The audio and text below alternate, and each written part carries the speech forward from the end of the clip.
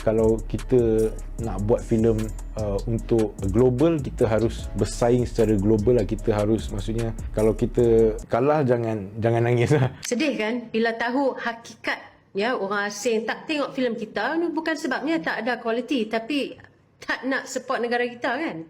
Sumpah ni kocak banget nih, film Indonesia bisa laku di Malaysia, sementara film Malaysia nggak laku di Indonesia ini, kata mereka. Sebab saya rasa tak adil. Apabila banyak filem ataupun hasil karya orang luar dengan mudahnya boleh bertapak dalam negara kita. Jadi intinya si Makcik ini jealous gitu kan, kenapa film-film Indonesia dengan entengnya masuk ke Malaysia dan trending di sono, sementara film Malaysia nggak pernah terdengar di Indonesia. Ya kayak gimana film Malaysia mau trending di Indonesia kalau filmnya begini, hantu bungkus ikat tepi. Hantu bungkus ikat tepi itu pocong yang diikat tepi gini. Gak ada di Indonesia hantu bungkus itu, nggak ada, adanya pocong. Kita kan bilangnya kuntilanak, di sana jadinya Pontianak. Ini Pontianak menangis. Pontianak itu paku Pontianak. Udah gitu hantu bungkus lawan Pontianak. Duel. Apa yang mau dilihat kalau begini, Makcik? Kalau Upin Ipin masih bisa diterima di pasar Indonesia. Gue dulu bulan puasa nontonnya Upin Ipin. Ponakan gue sampai sekarang pun juga nonton Upin Ipin. Kalau film-film kayak gini nggak bakalan bisa masuk pasar Indonesia, yang adanya dibully. Coba lah di antara kalian siapa yang menonton hantu bungkus ikat tepi kayak gini. Dan satu lagi yang harus diketahui, Makcik, populasi orang Indonesia di Malaysia itu tertinggi. Ada sekitar 2,5 juta orang Indonesia yang ada di Malaysia itu, dan mereka juga suportif mendukung karya anak bangsa mereka. Jadi jangan salahkan film Indonesianya, tapi salahkan tuh warga negara kalian sendiri. Kenapa kalian nggak mensupport karya anak bangsa kalian sendiri? Filem Sheriff Narco Integrity dekat Malaysia somehow laku, Singapura pun laku, Brunei pun laku. Somehow bila masuk Indonesia kurang sambutan. Bagi aku waktu tu, aku macam in dilema gila pasal somehow ramai orang marah orang Indonesia. Padahal bukan salah dia orang pun. Memang aku rasa sebenarnya memang salah satu yang paling besar promosi. Sebab kita tak boleh samakan promosi Malaysia dengan promosi dekat Indonesia lah. Of course kita perlukan dana yang lebih besar untuk masuk pasaran Indonesia yang lebih besar. Itu satu benda yang aku belajar. Kalau ikut masa filem Sheriff tu, modal promosi untuk Indonesia lagi rendah daripada promosi Malaysia. So which aku nampak itu satu kesilapan lah yang aku kena belajar.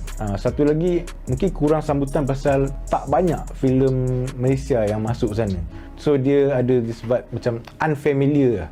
Macam dekat Malaysia kita ada banyak filem Indonesia masuk. In fact tahun 2024 je aku rasa lebih 100 lah. So aku harap mungkin panggung wayang sana kalau boleh lebih memberi ruang kepada filem-filem Malaysia, mungkin kita boleh dapat satu environment yang kedua-dua negara dapat benefit each other lah.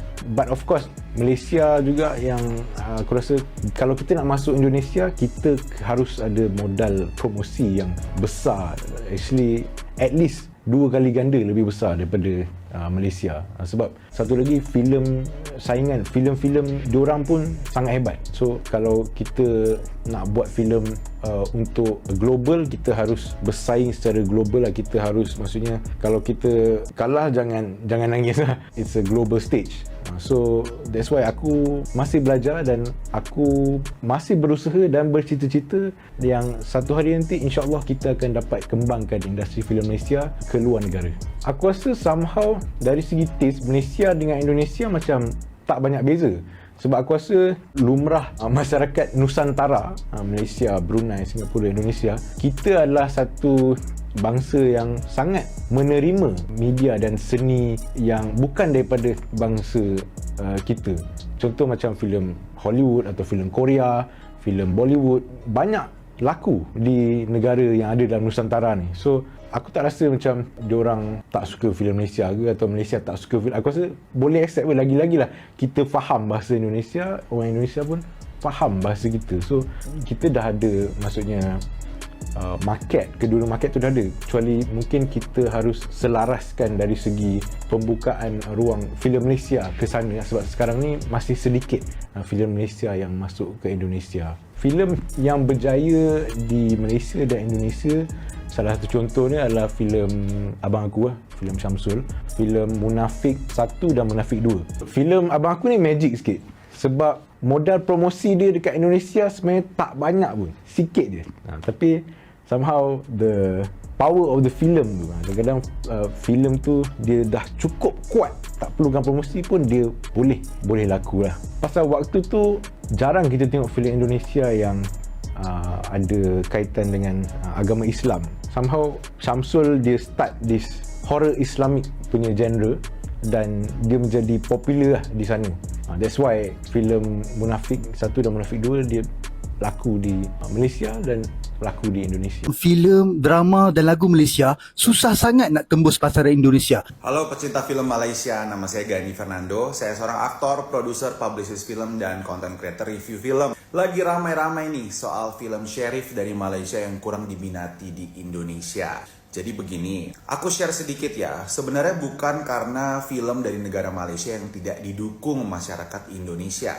Bukan karena negaranya, tapi karena kontennya sendiri dan marketing filmnya itu sendiri. Beberapa bulan terakhir film dari Asia was a hit in Indonesian cinemas. Exhuma for Korea, dan saat ini yang sedang ramai ada How to Make Millions Before Grandma Dies from Thailand, yang sebentar lagi akan dapat 3 juta penonton juga di bioskop. Kedua film ini adalah 2 film terlaris sepanjang masa dari Korea dan Thailand. Ada beberapa faktor yang mensukseskan kedua film tersebut. First, the content itself is a great movie. Second, marketing. Hiring KOLs, mempunyai publicist and distribution team yang bagus. 3, rilis di beberapa theater chain dan bukan hanya di 1-2 chain bioskop. Karena di Indonesia chain bioskop itu banyak sekali. Jadi harus dapat distributor yang tahu benar filmnya mau dijual di mana. Also kalau perihal Matt Kilau dan Sheriff yang tidak diminati di Indonesia, jujur saya saja yang sangat aktif bahas film dan setiap minggu pergi ke event film, tidak mendapatkan kabar bahwa kapan Sheriff atau Matt Kilau akan tayang.